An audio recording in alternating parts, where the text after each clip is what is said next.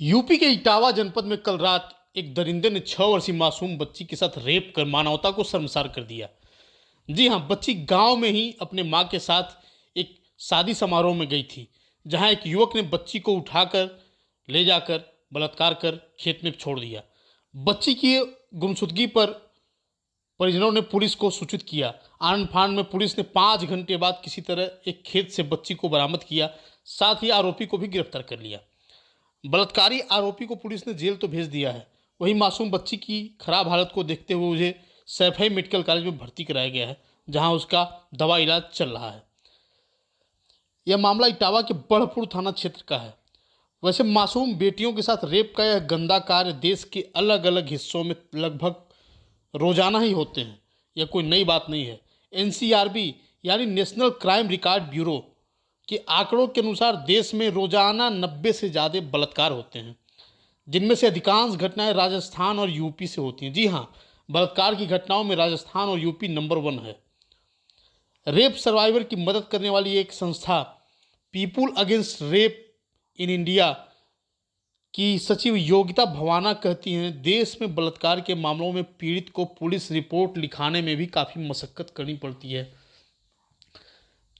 भारत की राजधानी दिल्ली में ही 2012 के निर्भया रेप कांड के बाद देश में क्रिमिनल लॉ में संशोधन कर रेप और सेक्सुअल हरासमेंट के मामलों में कठोर सजा का प्रावधान किया गया, लेकिन बलात्कार के अपराधों में कोई कमी नहीं आ सकी।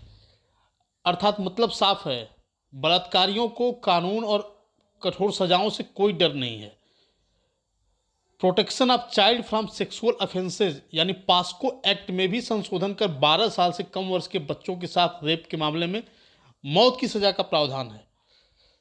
परंतु इस एक्ट के बावजूद भी देश में प्रति वर्ष हजारों मासूम बच्चियों के साथ दुष्कर्म के मामले आते हैं।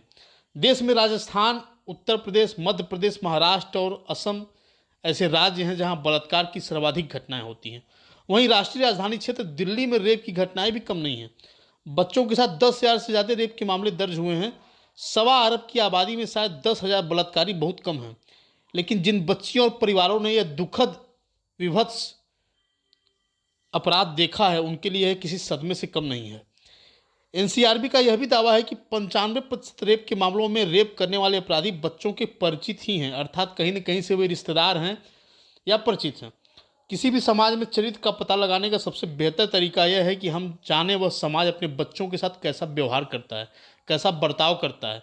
लेकिन वर्तमान में हमारे देश भारत में बाल यौन अपराध की घटनाएं यह बता रही हैं कि हिंदुस्तान का आगामी समय अब बर्बर व्यवहार के साथ ही संवेदनहीनता के नए मुकाम की ओर बढ़ रहा है। यानी यहाँ पे संवेदनशीलता का अभाव है। लोग बच्चों के प्रति संवेदनहीन हैं, बलात्कार जैसे निंदनीय कृत्य कर रहे हैं।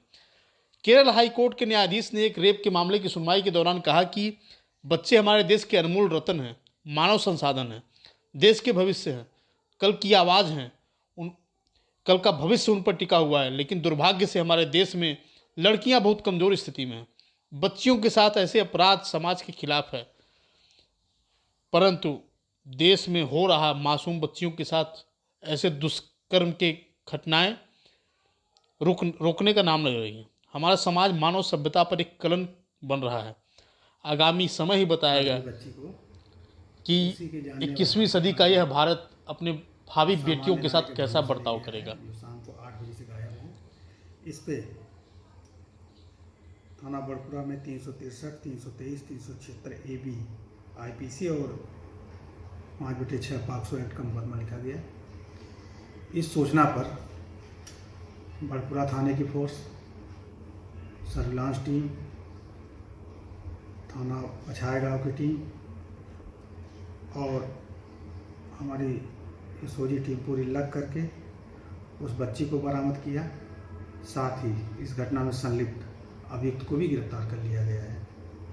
दोनों का मेडिकल कराया जा रहा है। मेडिकल कराने के बाद मुलजिम को जेल भेजा जाएगा और उसके विरुद्ध कठोर से कठोर कार्रवाई अमल में लाई जाएगी।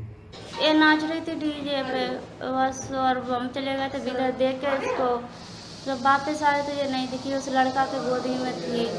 मैंने उससे पूछी कि कहाँ ले जा रहे हो, उसे बोले कि मैं ले जा रहे दुकान पे।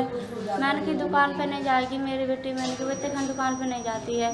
तो बोले कि मैं अभी लेके आ रहा था। मैंने कि जल्दी लेके आइए भैया, मैंने कि मेरी बेटी इतने खन दुकान पे नहीं जाती है कि। तो ठीक है। फिर मैंने दोबारा देखी जी, मिली ही नहीं है कि। तो ढूंढे तो सब में ढूंढे, तो मोहल्ला पड़ोस में सब में ढूंढे, नहीं मिली। तब मैं पुलिस पे फ़ोन करवाया है मैंने। क्या कार्यक्रम चल रहा था? शादी थी लड़की की। गांव में थी, घर में थी? गांव में थी, घर में तो घर गांव एक तो है ही बराबर, हो तो गांव में ही थी, बिटिया की थी। जो लड़का ले गया था वो कहाँ का रहने वाला है? वो सीतापुरा का है। अच्छा, वो गांव में कैसे पहुंचा था वो गांव में ऐसे पहुंचा था, हमारी नंद भी आई है वहाँ पे। वहाँ काफ़ी मोहल्ला बड़ा है, उसका घर का न्योता नहीं देते हैं वहाँ पे। तो वहाँ पे न्योता नहीं देते, वो पता नहीं किसके संग चले आया, पीछे पीछे चले आया है। जो हमारे संग है नंदे हुआ है, पीछे से नंदे और भैया आया था, मौसी का लड़का, वो लेके नहीं आया था। ये पीछे से पता नहीं कब आया है। तो बच्ची आपको कहाँ पर मिली, किस हालत में मिली? मेरी बच्ची मिली थी जब साहब लोग सब माँ उसके घर पे गए थे, लड़का के घर पे, तब वो वहाँ पे नहीं गया था, पहुँचा ही नहीं था। एक गाड़ी आई थी सफ़ेद गाड़ी आई, तो वहाँ पे साहब ने मुझे बुलाए थे बयान लगाने के लिए, तो हम गए थे। मेरे बड़े जेठ आते, उनने की थी रीना हो कि अब तुम्हारा काम नहीं है, तुमने घर चलो, जब काम होगा तब बुला लेंगे, तुम्हें सामने बैठी हो। तब वहाँ बैठ गए, पहुँच नहीं पाए थे, तो उन्हें जब पीछे पीछे मेरे आ गई। उनने आवाज़ दी तो कह रीना बिट्टी आ गई। तब मैंने इससे पूछा, मैंने कही बिट्टी कहाँ आती, मैंने कही कि वो ऐसे ऐसे मुझे लिवा ले जाता। तो मैंने कि तुमसे मना कर रही थी, तो हमने कही थी कि घर चलो, कि मुझे लिवा लेगा जब रही। क्या दिलाने के बहाने ले गया था? चीज़ दिवाने के नमकीन के बहाने।